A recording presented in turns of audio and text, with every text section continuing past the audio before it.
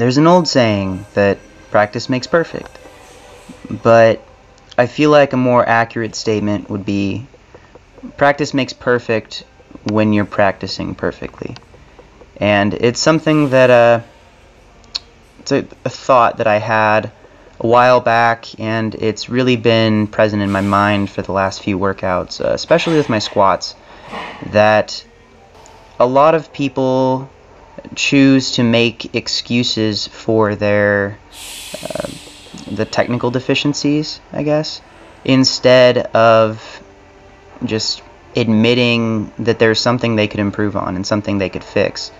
I have noticed a lot in my squats that my consistency from rep to rep has gone down in the past just times that I've worked on it. And so my intention and my focus for this session was to cue on a few certain things and make sure that every rep was as intentional as I could possibly make it.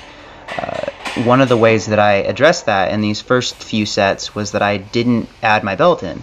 So this is the first time in a while that I've done any significant beltless work in a squat session, but I think it did have a positive impact on that. It was helping me cue my core bracing without the belt, so that when I would add it later, I could feel the engagement more. And it also helped me to really control the weight on the way down. I have this tendency that I've seen with a lot of other lifters that if I drop into the hole too fast, if I don't have control all the way through, your bottom position is less consistent. And I do the same thing with my bench. Anytime if I get within the last inch over my chest, if I let the bar accelerate into that and kind of build up momentum, yes, you get the benefit of momentum, but at the same time you also are less likely to be consistent with that bottom position. And I would rather have less momentum and a superior physiological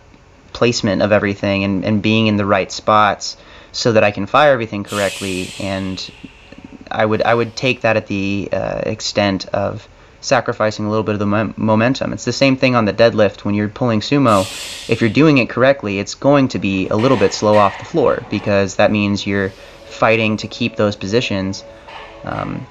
Some people can pull it in a good position faster than others, but generally as you move through the force curve, the weight should be able to accelerate because you're in a better leverage position, and I'm trying to control that. So I included all my squat sets and all my bench sets from this workout just so I could use it as a tool for myself and as an example, showing that every single rep I do in this whole workout, I'm trying really hard to focus on hitting every single one of my cues and practice correctly. There's a time and a place to say, well, I was getting tired and it was high rep work and I was just getting fatigued and there was a breakdown. But at the same time, if that becomes your normal, if that becomes the way that you approach a session and you let that be your default mentality, your default position, your default way of approaching this task, then you are training bad habits. There's a pretty popular lifter. I'm not going to say his name because I don't think this is the time or the place, and I don't want to say anything bad about him. I just have seen something that I think could be improved. And this lifter has a tendency, like a lot of my squats with the longer femurs, to come forward a lot and fire the hips back first.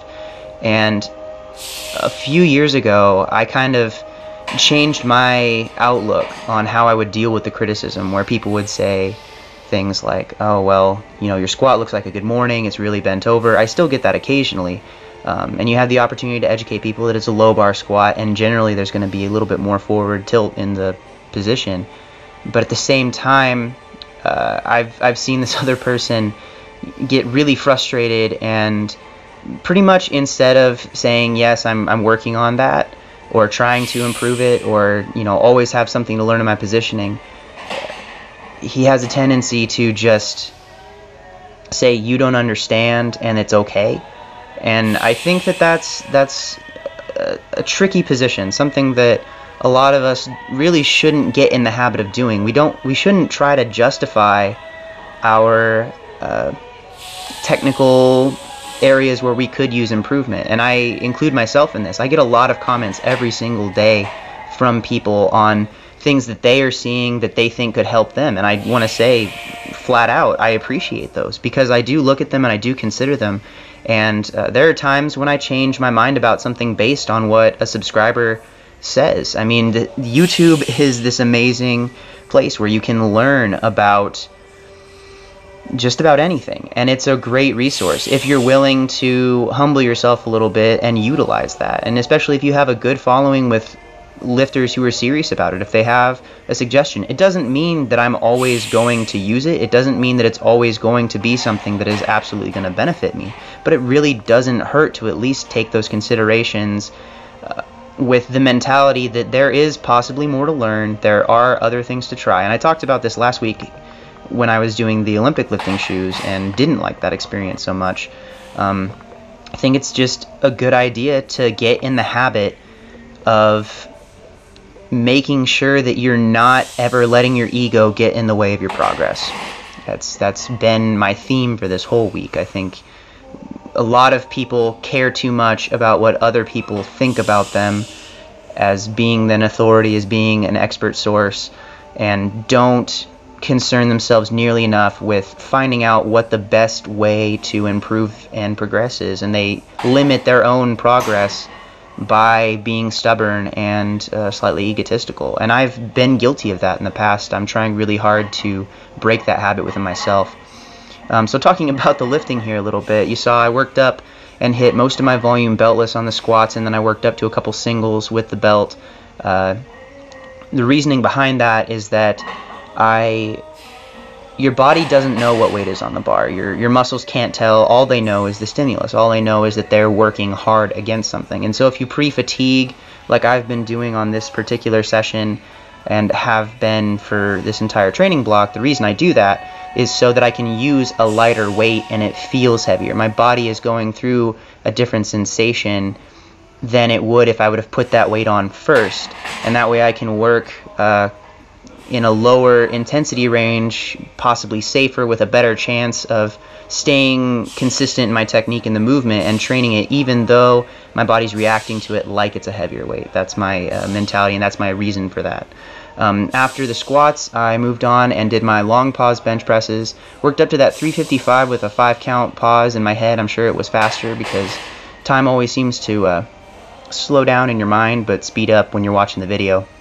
But I was really happy with how that felt, especially considering that moving back to my bench from the Timber Gym bench, mine's a little bit, the padding is stiffer, you sink in a little bit more on the Timber pad, and so it was a little different. Afterwards, I hit some 320 sets of 5, tried to long pause the last rep of every set, 300 for a set of 7. I was going for 10.